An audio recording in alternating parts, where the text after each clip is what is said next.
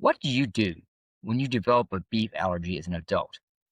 How about turn your love of the outdoors and cooking into a mission to create delicious, healthy meals, inspire others, and make eating wild game great again? Are you ready? Episode 9 of the Fit to Hunt podcast, powered by Wilderness Athlete, starts now.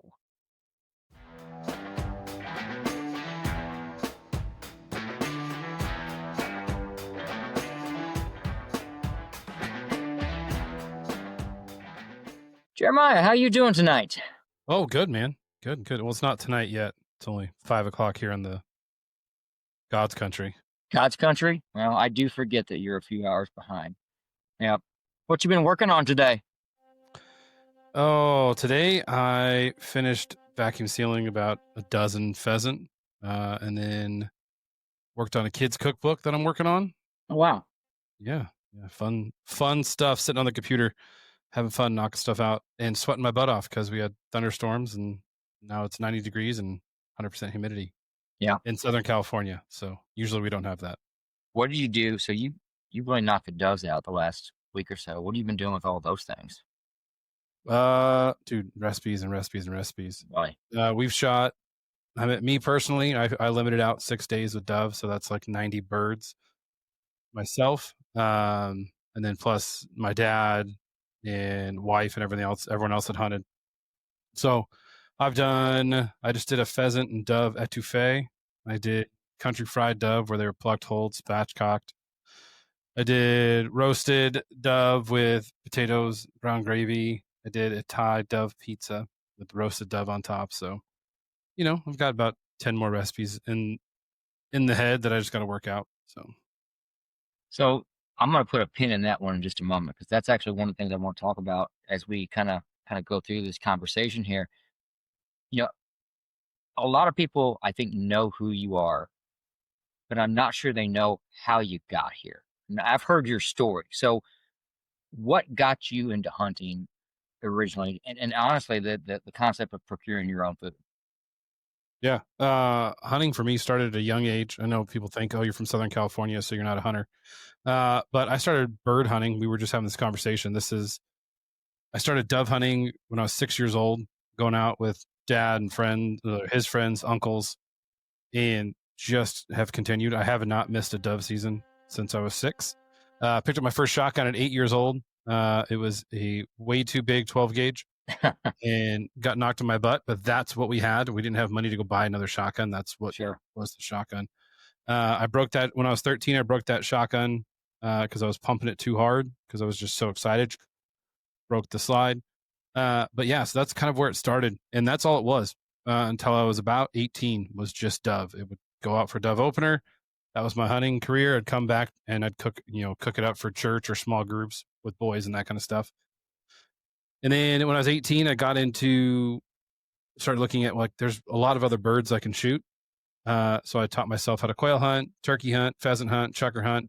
Here in the state of California, Southern California, we have all those birds. We have 3 types of quail.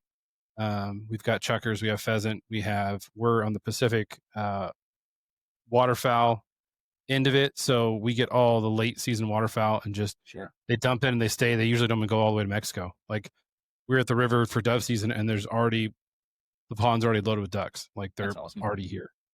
So taught myself how to do that. And that's kind of where it stayed again, till I was about 25, 26. That's when I got an allergy to beef, found out that I was allergic to bovine fats.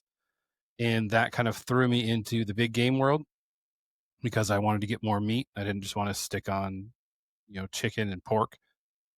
So threw myself into that, started hunting big game. And through that process, have just developed a company and a business because I realized back in 2006, 2007, when I started this, YouTube really wasn't a thing. It was just starting in 2008. There was no one there to help anybody else. I was an adult trying to learn how to be a big game hunter. Southern California, if it was birds, I knew it. But if it was big game, didn't know it. So I taught myself everything you can and then created a business surrounded to teach everyone else how to do it better for themselves. And, that's what I've been doing for the past almost 10 years now. So that was the birth. So you took the bovine allergy, and you turned it to from field to plate. Yep. That's pretty Yeah. No, fantastic. it was one of those, yeah, it was one of those deals where, and again, it really wasn't that. It was 2007 started, or 2008 was the start of the big game hunting. Was successful 2010. And I didn't start from field to plate till 2015. Okay. And then 2016 is when I quit my job fully. So there were still those 5-6 years in between where it was still just a hobby. Hmm. Going out shooting antelope in Wyoming. That was it. And antelope in Wyoming and wild boar in California. Right. And then slowly it started to progress and develop into what it is today. But yeah, it was just still, hey, let's go shoot an antelope. October 1st is when season Right. opens. We'd get 5 tags. We'd go fill 5 tags. And that is the red meat I would eat for the entire year, was those 5 antelope that I procured October 1st and 2nd.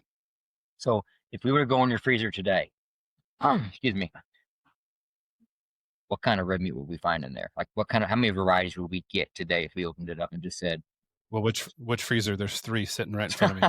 fair enough, touche. So if I start yeah. from right to left, so Yeah. the right freezer, and my freezers are massive. They're not like your little like freezers. They're, I don't know, they're huge. They're taller than I am and as wide as a friggin' tank. I think I don't know, they're huge. Pretty big. Yeah. The one on the far right is all of what we call our ready to eat product in our household. So that is if I have smoked stuff, if we have made soup, stocks, sausages, ground, like anything that's ready to eat, ready to go, ready to grab is in that one. Right. The middle one is all birds and fish. So in that I have pheasant, wild turkey, chucker. There are 3 types of quail in there. There's dove, there's waterfowl in there, there's snow goose, there's Canada goose, there's speckle belly geese in there, there's salmon, there's trout, there's redfish, there's walleye, there's rockfish. I mean, there's halibut, cod, you name it, it's all in there, and all of it is either procured by me or friends. And then the last freezer is all of the red meat and pork. So that is going to be in there right now is whitetail, mule deer, there's elk, wild hog, blacktail deer. I think there's still some red stag in there, some scimitar oryx. So yeah, it's a way diverse when you think about all the different product that are in there. I mean, I'm looking back in the day when I just had antelope, and now I can go in there and pull 12 different types of animals out of one freezer. So like, I've always wondered when you put up a recipe or a new picture or an image, where you can pretty much, if somebody were to say, hey, I want a recipe on this, you pretty much can walk in and grab and do something with it then. Yeah, I actually got called from the Rough Grouse Society. There's a new recipe in the Rough Grouse Society. And I was like, hey, I don't have a rough grouse, but I've got sage grouse and I've got, other grouse. And they're like, that's fine. Grouse is, we can work it into, this can be worked with any type of grouse. Sure. And so walked in and got it. Or NWTF calls and says, hey, I need a recipe on this. I can walk in, I can pull out turkey legs, turkey thighs, turkey breasts. Okay. California waterfowl called and they're like, hey, we want a snow goose recipe. Well, I've got a dozen snow geese that are in there, and I try to keep them in an array of where I've got whole, I've got quartered, I've got plucked, I have skinned, I have breast. So that way it's, a lot of these guys, I know, especially like you, where you're just in there, you just breast and stuff. Hey, here it is. You're stuck with a breast, right? Where I can then roast a whole goose, or I can do a quarter, or I can do something with the legs. I can confit the legs and shred them up, put them on fries. Like there's so many options within those freezers that, yeah, someone just calls. I'm like, sure, no problem. I got that. I was just eating some snow goose turkey right before we got on this call. I was hungry. There you go. I'm gonna make dinner after this call. So that's good. So the overall mission of From Field to Plate, if you were going to put it in words, what is it? What are you trying to get out of this? Just to get people excited for their dinner, as well as teach people that they can do it with their own 2 hands. And I think that was the biggest kind of hindrance for me in the beginning, was like I was a bird hunter, so I was nervous and scared when I went in to gut that first antelope. I had no idea what I was doing. Sure. And I want to take away that fear. I also want to take away this is how Grandpa did it, right? Mm-hmm. You're from the Midwest, where tradition is deep, right? You learn from grandpa learned from grandpa, and now you're teaching your sons. And it's funny because when you look at the food world and the food aspect of it, usually the generations are passed down. There's no evolution within the food, right? It's the same food that your grandpa ate, maybe some tweaks here or there, but we advance ourselves so much in our optics, in our weaponry, in our workouts, in our fill in the blank. Everything else evolves, and Right. the food scene stays exactly the same. Oh, just wrap it, or just overcook it, or just fill in the blank, whatever you can. And so for me, I didn't have any of those bad habits. You know, I could come in clean slate and really kind of teach people like, hey, you can make anything that you want to make with the wild game that you procure. And there's no limitation other than what your imagination can put together. And that's literally what I've done. I mean, I've written since I quit my job in 2016. I've written over 1,000 different recipes for Oh, companies. Not wow. that's not just recipes that are on my computer right now. I probably have Right. 5,000 recipes on my computer. Oh, I've got 1,000 different recipes out there in magazines, TV shows, websites, emailers, you name it, just for people to say, hey, this is completely different and unique and delicious. you know, you and I talked about this a lot, and you know that I've been as guilty as the next person of taking animals to processor. I've done that for years, right? And I think it was 2, 3 years ago. This was right after COVID. I mean, everything went up, like ridiculously up. And I got the bill from that processing, and I told my son, I said, "This will be the last. That's the last year we're doing that." And I think for me, because I shot a doe and I brought it home and put it had it hanging from a pull-up bar in the garage, and I skinned this thing down and I'm sitting there and I'm looking at it. And I'm like, it was almost like I was afraid to make a cut. And then I remembered something that you said. You said if you mess up on something, Just just another another meatball. meatball, right? Yeah. And so once I realized that if it wasn't perfect, and it wasn't, and it's kind of funny. Every year it takes me a deer to get warmed up. Like I'll make terrible cuts on that first one, and then it just oh, okay, I can see the lines, I see the musculature, and it's like riding a bike again. But yeah, that was one thing right there that really helped my mindset when it came to quartering up and butchering my own was if I screw it up, it's a meatball, right? Yeah. Can't hurt it. Cannot hurt it at all. Um, you're really good at well, I don't know if you're really good at it, right? I see it. I think you're good at it. You add your faith into this as well. Hmm. So like you're gonna go, you will go cook for you tell me every week when we're talking, hey, I'm gonna go cook for this, I'm gonna go cook for that. Talk to me a little bit about how you've blended that part of your business into in a day and age where that isn't always part of corporate culture, you've got the ability to do this in a pretty effective manner. Yeah, I think for me, faith was always just part of who I am. Church was ingrained in me, my family, even talking to my parents this weekend when we were dove hunting, like my parents never locked the front door just in case somebody needed something. They Yeah, needed a meal, they needed something, right? Like they didn't, and it's not like we live out in the sticks. Like we lived in the middle of the ghetto for most of my right. life growing up, right? We were just a poor family. And so to have the door never locked because someone might need something, or to have a table that sat 25 people because there was probably somebody hungry, like to me it was always a see a need, fill a need type thing.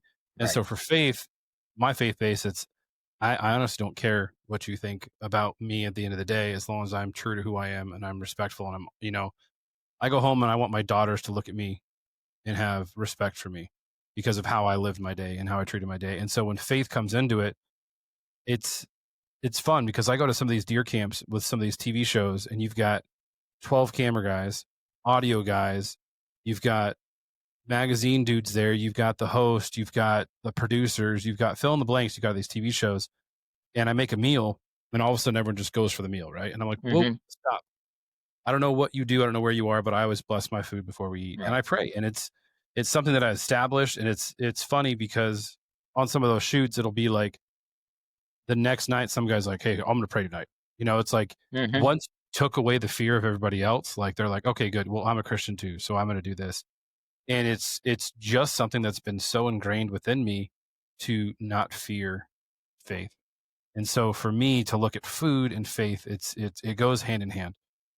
Like the talks Jesus did was around food. Most of the parables were around food. Some of the biggest miracles he did was food, right? The thing he wanted to do, the very last thing he wanted to do with his disciples was have a meal with them. And so for me, if you look at faith and food, we're there to feed people, right? Like we're supposed to feed them spiritually as well as feed them, emotionally. We're supposed to Hmm. feed them to their stomachs. If we look when they were separating the goats and the sheep in Revelation, and they're like, Lord, Lord, when did we ever see you hungry and in need and not feed you? Like that's part of like ones. Right. Nowhere in there does it say, when did I give you money? Right. When was I respectful to you? When did I not judge you? No, it Uh-huh. was like, hey, when did I see you naked and give you clothes? When were you sick and I was there? When were you hungry and I fed you?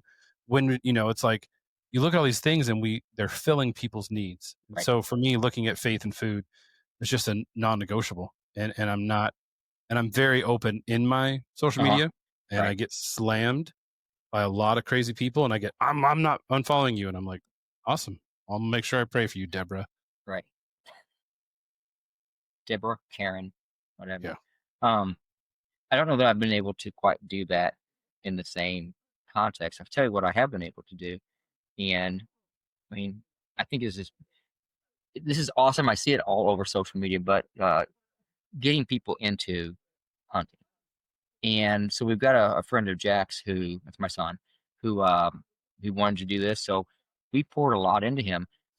It's amazing what you can do with a person, whether it be a young person, an older person, whatnot. When you're out there, there's so many conversations that can lead them to faith or um, I, I always go to excelling, being the best that you can. You can have those conversations in a manner, and it's just incredible to me how all this can happen in the outdoor arena, and then around food too. After you've the picture, the picture he has of the deer, he's smiling. The picture he has of holding that backstrap up in the air like that, big smile. Because he did something right, and it was just a cool moment to watch. Yeah, no, and I've taken out 400 new adult hunters plus, and I can't tell you how many countless kids we've taken out. And it's always the joy around the first shot is fun, but when they create something that with that, it's Hmm. even more extreme. Like this last weekend, we went to Ducks Unlimited, and I was talking to this very wealthy family. I think I had talked to you on our private chats about this, Right. but this family they want to honor their dad who ran a bunch of youth hunts, and so we got talking about what's better of what we can do. Like I mean, his nephew was there. I have a picture of one of these nephews when he was like 6 years old, holding up a pheasant that they had shot. Mhm. Like I've been a part of this family's legacy within hunting for a while now, and so we're talking about developing. There's this pheasant, this 2-day pheasant hunt that they put on, and the first day is a Saturday, and it's all for youth. Second day is the same pheasant hunt, but it's for families. Right. So on the first day, the kids are going around, the families are with them. The second day, the whole family's out there hunting. Well, that's usually what they do is they hunt till about 9 o'clock, and then they leave, and then they come back the next day at 6 a.m. to go get another field assignment. So what we're talking about doing is there's this campground down there, is to work with that campground to have a place where all these people can camp, and then we're going to do classes there. Hey, we're going to come learn how to clean your pheasant properly. Hey, we're going to do a big potluck. I'm going to teach you guys how to cook all these pheasant. Bring one of your pheasant. We're going to teach you how to process it. The reason being is because now what we're doing is we're building into a legacy within those kids. We're building into ownership within those Hmm. kids. We're building into all these other things versus, hey, dad signed me up. I shot a pheasant. Look, I took a picture of it. Now it's like, Right. hey, I created a meal that 30 other people just ate and everyone's laughing and all these kids. So it's building this community around around a bite of food. And so Sure. it's going to be a lot of fun. We've got a lot of cool things that we start talking about, and they've got the financial backing because they're just big ranchers out there. So it's Hmm. like, let's do it. Well, how much is it going to cost? Well, this. No, we'll sign up tomorrow. We'll do it. And so it's fun when you can get people that are supporting and people that back this from field to plate lifestyle, where it's such a healthier, more fun option than just going to the grocery store and picking out a plastic wrapped piece of chicken. Right. Right. Right.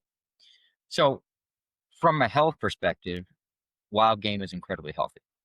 But I still hear too many people claiming the taste is off-putting, or here it is, here it comes for you. It's gamey. So, what are people doing wrong? depends on the animal, really. Right. But for the most part, I think even when I was talking to you, just think about 10 years ago when you and I first started talking. Think about your culinary game just in our conversations, how much you've grown in that based on, hey, don't overcook it. Hey, watch this. Hey, slow cook this because of the style cut it is. When I first started talking to you, you weren't saving legs and thighs on turkeys. Mm-hmm. You were just cutting out breasts, and you're a turkey guy. Like, I mean, just look behind me. Right. Right. And so now you're making barbacoa, you're making pizzas, you're making fill in the blank with all these legs and thighs that you never ever used before. And so I think when people think gamey, they just don't understand the flavor profiles, right? Sure. One of my big things is rating wild, I just did a whole thing on like rating wild animals flavor. And there's so many of these duck guys that are getting pissed off at because I'm like, mallards are a 3 out of 10, like for flavor profile. They're like, oh my gosh, mallards are the best duck. No, there are 5 ducks, 6 ducks way ahead of, pick any teal and they're better than a mallard. Pick a wood duck. Wood ducks are phenomenal. Yeah. Pick a pintail. Pick a fatty gaddy that's eaten off of rice fields, right? Like, and so, but once you understand what they're eating, so yes, if I'm shooting mallards in Mississippi off of a cornfield, in a dry cornfield, those ducks are going to taste way different than the pond mallards that I'm shooting in Southern California, which are eating algae and mud. They're gonna taste different. So the problem I have with gamey is an elk can't taste gamey and a pheasant tastes gamey because you're saying that they have the same flavor. Gamey, you're giving gamey a flavor, and so I say embrace it. You're getting a blanket statement. What you're doing. Yeah, all game is and I'll meet people and they're like, oh, I had venison one time. It was so gamey, and I was like, well, define gamey. Well, it was gamey. Great. So you had it one time, cooked wrong.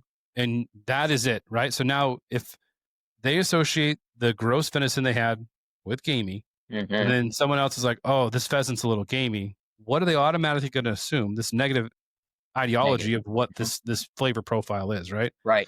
And then someone's like, oh, dove are gamey. They're like, oh, I remember that one time, right? I had someone comment on one of my posts and it was like, oh, I tried javelina once and it was disgusting. And I said, okay, you tried it once. You tried a piece of javelina one time and you will never eat it again. How many times did you try something that you didn't like that now you love? Or how many times did you have a bad experience, right? Just think about, a girlfriend. You had a bad girlfriend. Did you not ever date a girl ever again? Did you not ever get married? How many times did you open up milk and take a drink of sour milk? Did you just quit milk altogether from the one bad experience, right? Like, and so the problem that we have with wild game is people try it once and they're like, snow goose. Oh, no, I tried it one time. It was gross. Right. Well, try this. Well, this is really good. Well, this is snow goose. No, it's not. Right. And again, I think it all comes down to how you treat that animal in the field, off the field, and then how you process, and cook that animal. So we're moving into whitetail season here in Missouri. Yep. So let's talk specifically about that.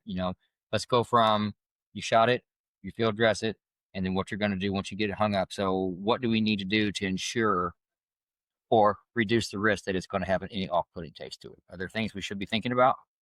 Clean knives. Okay. I watch a lot of guys that gut a deer and then take that knife, wipe it on their pants, and go start hacking off meat. What happens if you poke that gut? What happens if you got piss on it? What happens if you fill in the blank, right?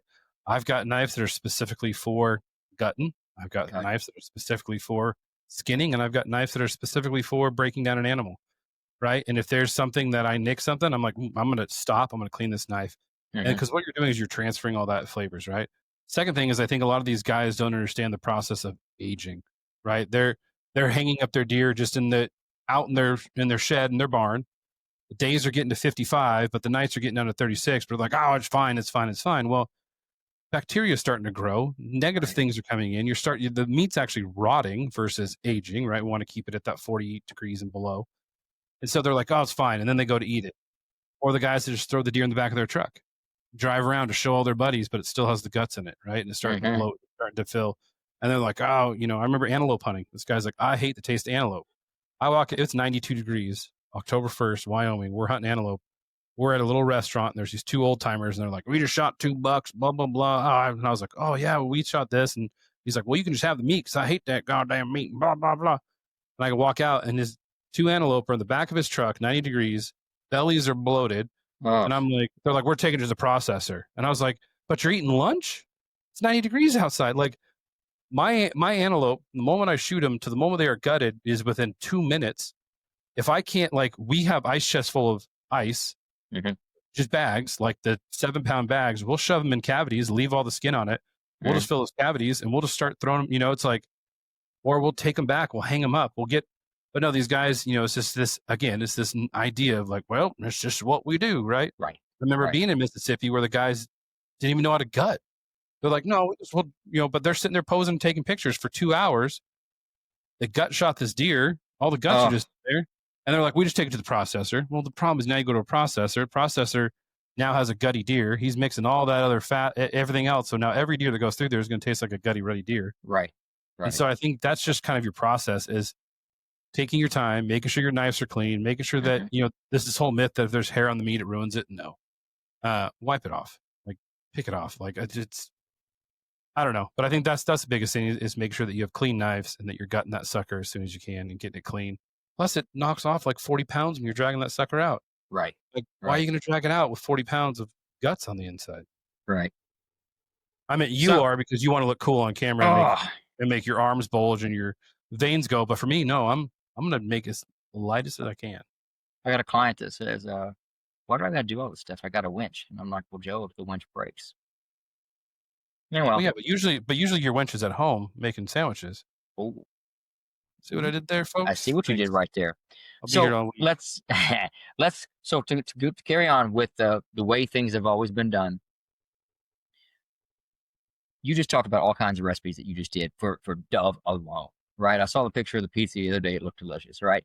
So how can people start doing more than wrapping backstrap in bacon? Which isn't bad. There's nothing wrong with it. But I mean, I think there's, like to your point with the turkey legs and things like that, there's so many more things that can be done. You know, sometimes I get a little overwhelmed with the things that you do specifically. Just it's like, oh my gosh, you know, the presentation, the whole 9 yards. But if we wanted to start doing more, like what are the steps to go from, hey, I'm just going to cut this up and throw it on the grill with bacon to some of the things that you're doing with wild game? The question I always ask people when they ask me that question, so I'll ask it to you. Okay. What is your family's favorite beef recipe? Hmm. Like mom makes, grandma makes, like, oh my gosh, my grandma uses beef in this way. What is that favorite recipe? So you could do your Italians, your pastas, your spaghettis, your lasagnas, right? Sloppy joes. I mean, we could start going down the Yeah, so all right. you do is you sub out beef for your deer. Okay. That's it. Like, That's it. so take your favorite recipe and sub it out. Yeah. So like, and if you want to cut it with fat, cut it with fat. I don't cut it with fat because I can't have Right. beef fat. I can't have all Right. this other stuff. And I find that it's actually better flavor. It's better for you without adding all the other fat. Uh-huh. Uh, and it becomes a cleaner meat. But yeah, it's like, I had this one lady, she's like, I just don't know what to make. Uh-huh. And I go on Pinterest. She had a bunch of pheasant. I said, go on Pinterest and type in chicken recipes. Uh-huh. So she does. And I go, you can make anything on that list. She's like, what? Right? Because I think what a lot of people forget is that wild game meat is meat. Mhm. We put wild game in its own category, where I look at meat as meat because I was forced to look at meat as meat. Sure. So when I look in my freezer, I pull out a red meat. That is a red meat. When Mhm. I pull out a bird, it is a bird. When I pull out a Wow. duck, it is a Right. duck. When I pull out a pig, it is a pig. When I pull out a fish, it is a fish. And so it's not like, oh, this is elk ground. Even though it says elk on there, it's ground meat, That's right? right. So I'm Right. making anything. Like I'm making meatloaf. I may grab a pat, like if I'm doing a 3-pound meatloaf because we want meatloaf sandwiches, Right. there may be mule deer, blacktail, and elk in the same one because it's whatever Sure. 3 grounds I grabbed. Sure. It's meat, right? And that's how I Right. view everything. And like when we were out there this last weekend dove hunting, and the guy was like, "Oh, I got a bunch of pheasant that we're raising for all these, you know, what? I'll take them all." Because for me, now I don't have to go try to figure out chicken. I don't have to try to go find some organic something or that hasn't been touched and is clean. Now I've just got a whole freezer full of 1,000 pheasant.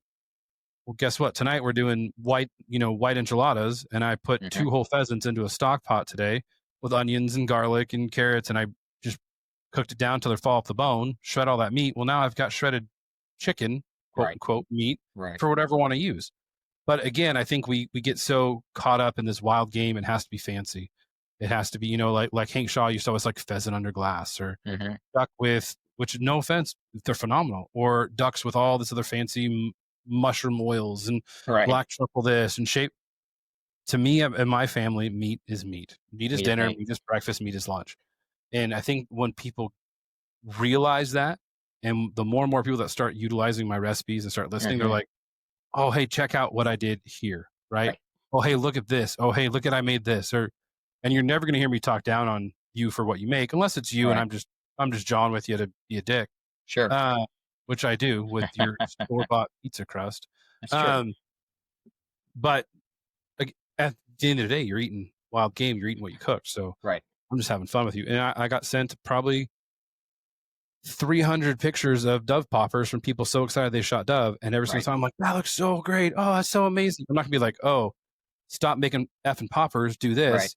But I'm like, that looks so good. Oh, and they're like, yeah, but we should have saved some pluck because we really like that recipe. I'm like, awesome. Well, when season comes, text me and we'll make sure we teach you how to pluck them. That's Right? fantastic. Like, And I think to an extent too, I love the simplicity of it because, like you said, it even like going back to the concept of skinning and butchering the deer. It I don't say it intimidated, but it overwhelmed. The act of cooking overwhelmed. Now it's not that big of a deal anymore. I mean, I don't know that I'm extravagant with what we do, but we use wild game primarily, I would say 85% of the time. And I love it. I love knowing, and we talk about this a lot. I just like knowing where it came from.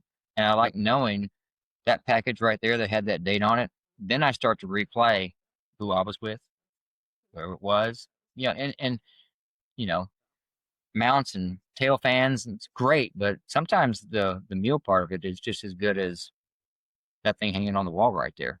Well, and see, and it's different too, is I can tell you every meal I made with all those birds. Yeah.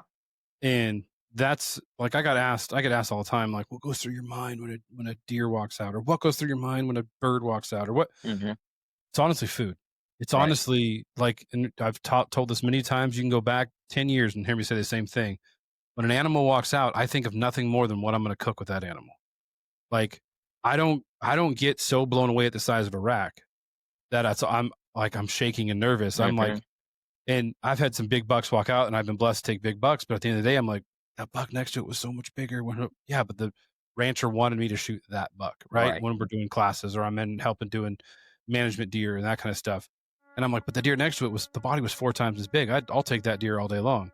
But that's just the way my mind thinks, Sure. because I look at it as I have to fill my freezer or we don't eat meat. Like, I look at grocery bills now, and I was talking to my mom about it. My mom and dad, there's just two of them. Hmm. Their grocery bill is higher than my grocery bill, and I'm feeding 4 people. Right. My mom's like, well, you don't buy meat, Jeremiah. And I'm like, well, yeah, but, and so I start to look and I start breaking down license and tags and fees. And it comes out to, if I were to take all of those license and all that stuff, I'm paying like $1.25 a pound. Right. If I take all of the, cause like, even though I get my California water, I get my California license, which is $80, and I get my tag on top of that, which is, so it's like, but all the animals I procure under that license with the gas and the lodging and but I look at it as it's still cheaper than me going to the grocery store and getting something that I have no idea about. Right. Right. And it's so much more rewarding when you get like people that are coming up to you saying, hey, I made this and it changed the Hmm. way we eat. Hey, every year you send me a picture of a barbecue turkey pizza because you saw it and you're making it with your family. Like, we were out in the field dove hunting for opener, and some car drove by with dudes in it, and they were like, "Oh my gosh, it's from field to plate. Hey, this recipe, I made this with my family." And I don't know who these guys are. I've never met these guys, but they saw something, they tried it, and they're like, "Okay, this is completely different." Like, I'm on this California Upland Game page on Facebook. 5 years ago, I was getting made fun of for plucking dove on that Hmm. page. There's 10,000 people on that page. This year, half the posts were like, hey, look at this plucked dove. Hey, look at this. Hey, it used to be all popper recipes. There's about 30 comments. Hey, what are some different recipes that are not poppers? And Hmm. I can tell you how many times my website got thrown up for people to go look at. or how many times my Instagram had pictures that people like, oh, go to this, and I'm like, just direct message me, I'll send it to you.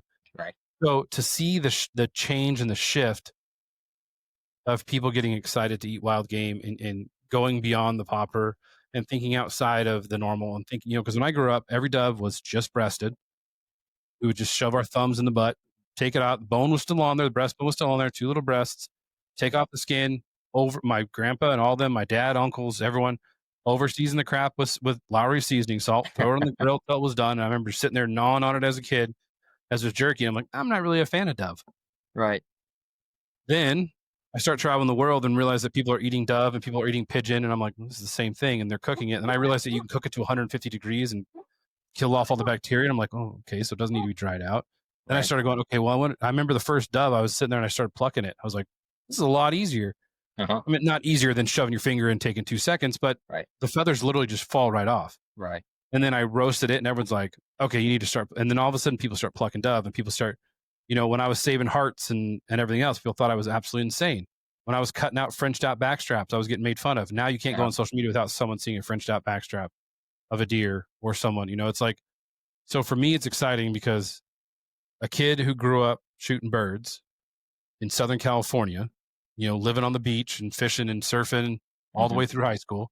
I was a dude, bro. You can ask my wife. She's literally, we were dating. She's like, if you call me dude, bro, one more time, I was like, dude, bro, relax. Right. You look at that process to where I am now and have self-taught myself, quit my job, still living in Southern California, 3 freezers full of wild game and Right. fish. And people are looking to you as someone who they can ask questions about. Right. Like, to me, I was like, nowhere in my wildest dreams did I ever, this was never on my bingo card Right. growing up, ever. And so for me, it's fun to look back at and to think back at those dove hunts when I was idolizing the men in front of me shooting their shotguns. And now I've got little kids looking up to me saying, man, one day I hope to shoot as good as you. And I'm like, dang, okay, well, you won't, because I'm I'm better than you. I gotta stoke their ego. But it's fun to watch those kids and develop those kids. And one of the girls came out. She's like, look, my elbow's up, as she pulls her shotgun, because I kept Uh-huh. walking over to her, elbow up, elbow up, elbow up, and she's like, I don't. Her dad's like, well, no, she can shoot like this, and I was like, no, put that elbow up. You can get a better swing, and you're gonna follow through, and you're gonna. Right. And so she goes out there and she smacks it up. She's like, elbows up, and I was like, so it's fun to watch the next generation of kids get excited to put, you know, freezer meat. So Dude, I think it's for that mission that comes out. We're doing it. So congratulations. yeah, oh, well, I always say someone's got to do it. Might as well be me. Might as well be you. Hey man, how can people find you? Yeah, any strip club on a Saturday night, I just love it. knock on the door. Usually I'm there. Yep. No, fromfieldtoplate.com is where you can go find all the recipes. If you don't see a recipe up there and you see it in a magazine or somewhere else, I've got it on my computer. Just write me a direct message. I'll send it to you. Because what I do is I let a lot of these companies use the recipe for 6 months, and then I can throw it up. So if you see something in WTF, but you forgot where it was, just Right. shoot me a direct message. From Field to Plate on all social media profile or platforms, you can join the From Field to Plate Facebook page, which is all about food.